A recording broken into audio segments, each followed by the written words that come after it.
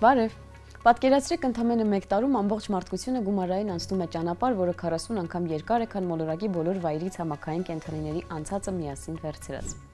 Մեզնից յուրաքանչյուրը անգամ չնկատելով միջինում օրական ճամփորդում է մոտ 30 կիլոմետր, սակայն այդ ուղու միայն 10-րդ մասն է բաժին հասնում սովորական քայլելուն։ Մնացած ավտոմեքենաներ, գնացքներ, ինքնաթիռներ։ Ու եթե նախկինում երկրի վրա տեղաշարժվելու տիրակալները կենդանիներն էին, ապա հիմա գլոբալ բիոսֆերայի գլխավոր տեղաշարժվող ուժը մարդն է։ Այս մասին ասվում է Nature Ecology and Evolution ամսագրում հրապարակված հետազոտության մեջ։ Գիտնականները առաջին անգամ համեմատել են մարդկանց եւ մյուս կենդանիների շարժունակությունն ամբողջ մոլորակի մասշտաբներում եւ անգամ հորինել տեղաշարժման չափման նոր մեթոդ, այսպես կոչված կենսազանգվածի տեղափոխման ցուցիչը։ Այն միավորում է կենդանի արարածների գումարային զանգվածը ու 1 տարում նրանց հաղթահարած հեռավորությունը։ Չափման միավորն է գիգատոննան, այսինքն 1 միլիարդ տոննան բազմապատկած տարվա մեջ անցած կիլոմետրերին։ Կենդանի դինամիկա յուրահատուկ միավոր։ Իսրայելում Վեյցմանի ինստիտուտի գիտնականների թիմը հետևել է, թե ինչպես է 19-րդ դարի կեսից փոխվել մարդկանց եւ մյուս կենդանիների տեղաշարժը։ Պարզվել է, որ 1850 թվականից մինչև հիմա մարդու շարժունակությունն աճել է 40 անգամ։ Այսօր մարդկանց գումարային տեղաշարժը գնահատվում է տարեկան 1 կիլոմետրի համար 4000 գիգատոննա,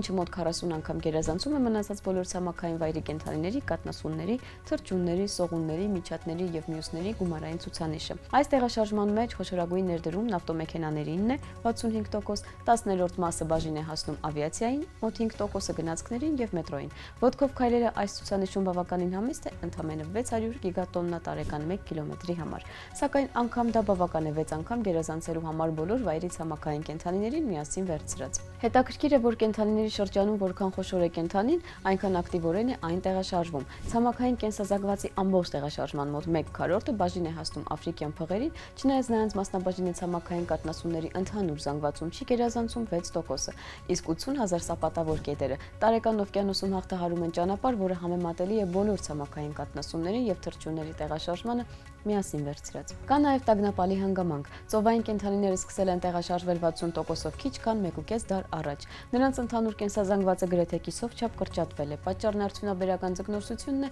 ու կետորսությունը, որոնք ոչ միայն կրճատել են ծովային տեսակների թվաքանակը, այլև խախտել օվկիանոսում նյութի երկրաքիմիական հոսքերը։ Այժմ նոր չափման միավորի շնորհիվ գիտնականները կարող են բառացի տեսնել ինչպես է փոխվում մոլորակի զարկերակը։ Ցամաքի վրա ամեն ինչ հակառակն է։ Կենդանիները հաճախ ստիպված են լինում ավելի շատ տեղաշարժվել քան նախկինում, ոչ թե հետաքրքրասիրությունից դրդված, այլ մարդուց թաքնվելու համար։ Զբոսաշրջությունը, որսորդությունն ու տրանսպորտը շատ ավելի մեծազգացություն են թողնում, քան անտառահատումն ու գյուղատնտեսությունը։ Դուրս է գալիս, որ այսօր հենց մարդն է սահմանում երկրի վրա տեղաշարժման ռիթմը։ Նա տեղաշարժվում է ավելի ու ավելի արագ, սակայն դրանով կաշկանդում է նրանց, ովքեր այս մոլորակի վրա տեղաշարժվում էին մարդուց միլիոնավոր տարիներ առաջ։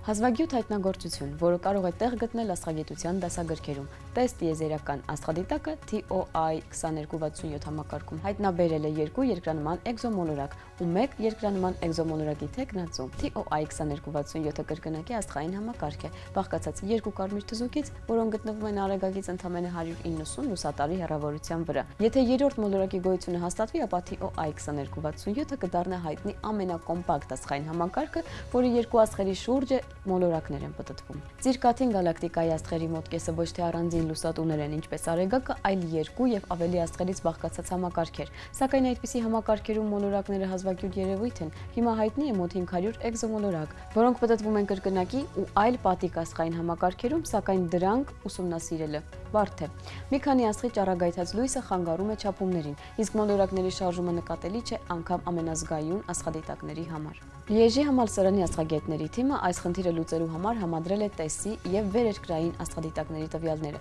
Սկզբում տիեզերական սարքը ֆիքսել է տրանզիտները, աստղերի պայծառության թեթևակի անկումները, երբ մոլորակն անցնում է իր լուսատուի սկավառակի դիմաց։ Ապա գիտնականները հաստատել են 3 ազդանշաններից 2-ը օգտագործելով դիտարկումներն ու վերլուծելով ճառագայթային արագությունները։ Այդպես հաջողվել է համոզվել, որ TOI 2267B եւ TOI 2267C էկզոմոլորակներն, որոնք գոյություն ունեն։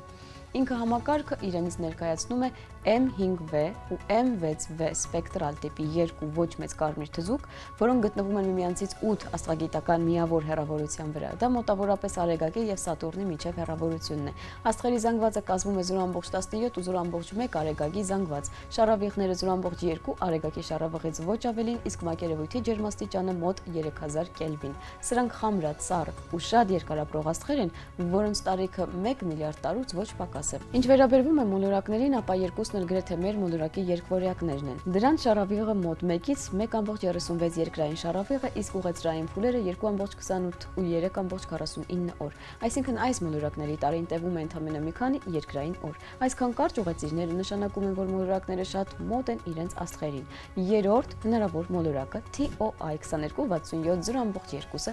առայժմ ունի թեկնածուի կարգավիճակ։ Տրանզիտները ֆիքսված են, սակայն վերերկրային հաստատումը դեռ չի ստացվել։ Մոլորակի ենթադրյալ շարավիղը կրկին մոտ է երկրայինին, իսկ ուղեծրային փուլը 2 օրից մի փոքր ավելի։ Գիտնականներն անցկացրել են համակարգչային մոդելավորում ու պարզել, եթե երրորդ մոլորակն իրոք գոյություն ունի, ապա բոլոր 3-ը չեն կարող պատտվել միևնույն աստղի շուրջ, որովհետև նման համակարգն անկայուն կլիներ։ Սակայն կայուն է տարբերակը, երբ երկու մոլորակ պատտվում է մի աստղի շուրջ, իսկ մյուս մոլորակը մյուս աստղի շուրջ։ Դա այս համակարգը առանձնահատուկ կարևոր ու հետաքրքիր է դարձնում, քանի որ յուրաքանչյուր աստղ ունի իր մոլորակները։ Այս կառուցվածքի օգտին խոսող լրացուցիչ հիմնավորում է TOI 2267B եւ TOI 2267C մոլորակների միջև գրեթե իդեալական 3-2 ուղեծրային ռեզոնանսը, որը հաճախ է հանդիպում կայուն համակարգերում։ Այսպիսով TOI 2267 համակարգի շնորհիվ գիտնականները հույս ունեն հասկանալ, թե ինչպես են ձևավորվում մոլորակները կրկնակի աստղային համակարգերում։ Աստղագետները դեռ նոր են սկսում պատկերացնել, թե ինչպես է բազմակի գրավիտացիոն ձգողականությունն ազդում աշխարհների ձևավորման վրա։ Հնարավոր է երկիր մոլորակ երկվորյակների մեծամասնությունը գալակտիկայում պատտվում է հենց այսպիսի համեստ կարմիր թզուկների, ոչ թե արեգակի նման պայծառ աստղերի շուրջ։ Այս շաբաթվա գիտական տերմինն է արյուն ուղեղային պատնեշը։ Արյուն ուղեղային պատնեշը ուղեղի հատուկ պաշտպանական համակարգն է, այն առանձնացնում է նյարդային հյուսվածքներն արյունից թույլ չտալով, որ արյան հետ ցանկացած բան հայտնվի ուղեղում։ Այս պատնեշով անցնում են միայն մանրակրկիտ կերպով ընտրված նյութերը, թթվածին, գլյուկոզը, ամինաթթուներ, իսկ այ թույները, մանրեներն ու դեղամիջոցների մեծ մասը փակված են մնում մազանոթներում։ Համակարգն աշխատում է մազանոթների բջիջների խիտ դասավորության ու աստրոցիտ կոչվող բջիջների շնորհիվ, որոնք իրենց թելիկներով գրկում են մազանոթներն ու կառավարում նյութափոխանակությունը։ Այս պատնեշի շնորհիվ ուղեղն ապրում է գրեթե ստերիլ ու կայուն միջավայրում իր սեփական կենսաքիմիական ամրությունում։ Այսօրվա համար այսքանը, կհանդիպենք։